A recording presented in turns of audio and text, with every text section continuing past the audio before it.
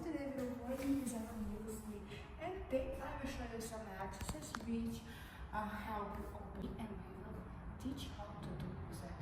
So let's then we will slowly take our knee on the floor and help that 2, 3, 5, and last one 6. Forward, 2,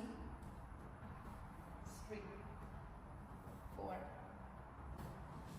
1, 2,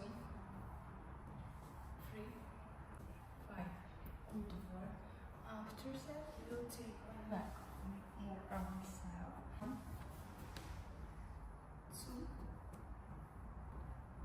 3. Stay. So 1, 2, 3, 4, 5. Doing exercise on all sides. It's important to that you can. 2, and stay. So 1, 2, 3, 4. Working with take one hold. Take behind your heart. 3, 4. Fall down. So 1, 2, 3, 4, 5. So take right me good comment. And when watching another